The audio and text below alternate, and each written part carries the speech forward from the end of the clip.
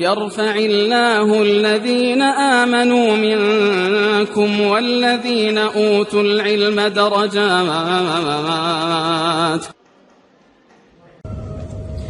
Assalamualaikum warahmatullahi wabarakatuh. Alhamdulillah, segala puji bagi Allah Subhanahu wa Ta'ala yang telah menciptakan kita, menyempurnakan manusia dengan sesempurna-sempurnanya, dan Allah menciptakan manusia dengan akal pikiran. Allah menyempurnakan manusia dengan ilmu pengetahuan. Salawat dan salam senantiasa kita haturkan kepada baginda Rasulullah Shallallahu Alaihi Wasallam. Perkenalkan, saya Natasha Aulia Supriyatna. Saya dari Prodi PAI STAI YPBUI Surabaya akan membawakan pidato yang berjudul Kewajiban Menuntut Ilmu Pengetahuan. Ilmu ketuhanan dan ilmu pengetahuan umum atau biasa kita sebut IPTEK, ilmu pengetahuan dan teknologi, dan IMTAK, iman dan takwa, memiliki hubungan yang sangat erat. Keduanya tidak dapat dipisahkan.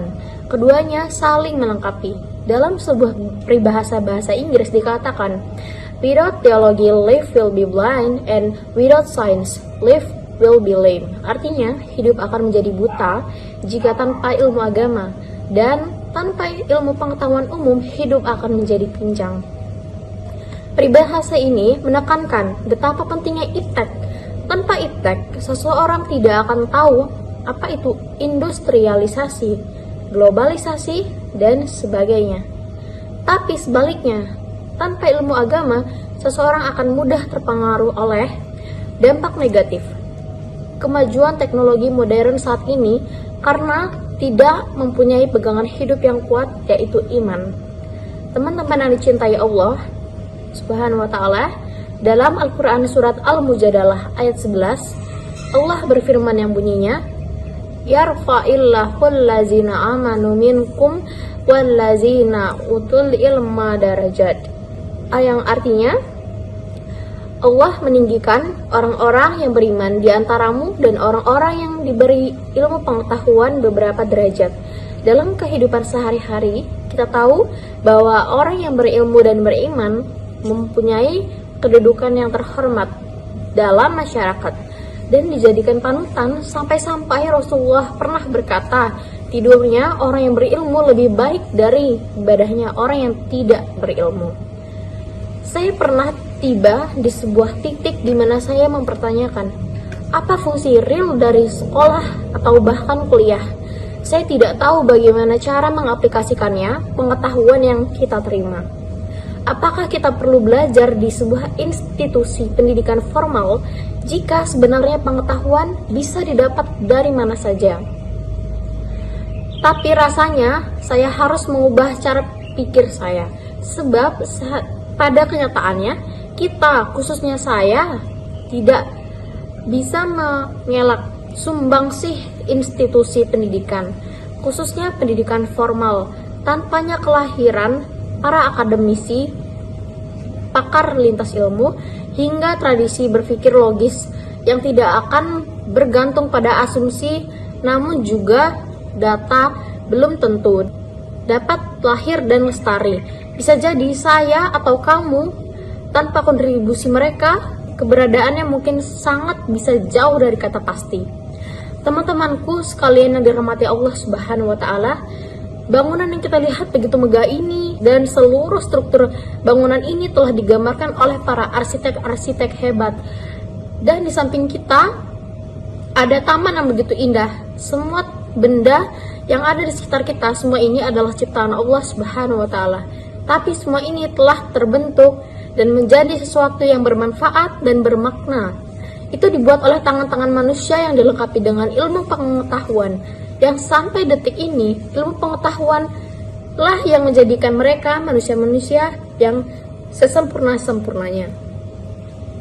Ilmu pengetahuan sangat penting menurut Islam, karena sangat pentingnya dalam Islam, bahkan baginda Rasulullah SAW, karena sangat mementingkannya, manusia-manusia para sahabat menuntut ilmu pada saat itu, sehingga Rasulullah bersabda,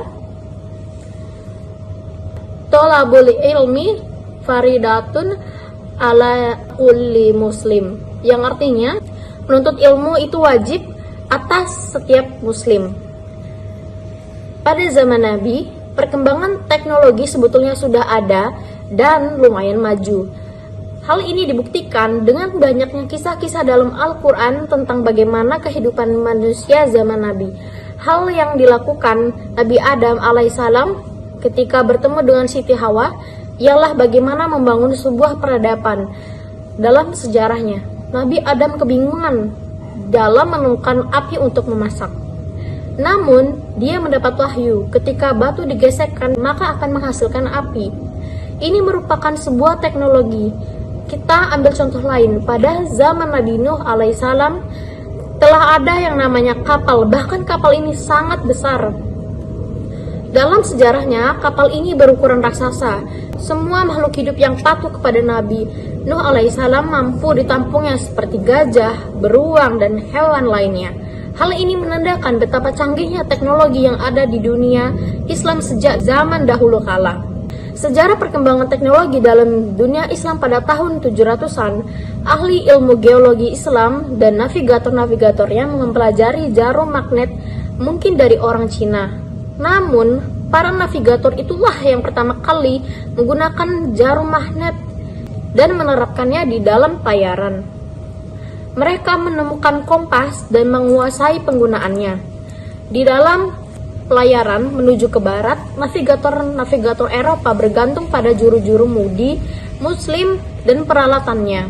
Ketika menjelajahi wilayah-wilayah yang tak dikenal, Gustav Le Bon mengakui bahwa jarum magnet dan kompas betul-betul ditemukan oleh muslim dan orang Cina hanya berperan kecil.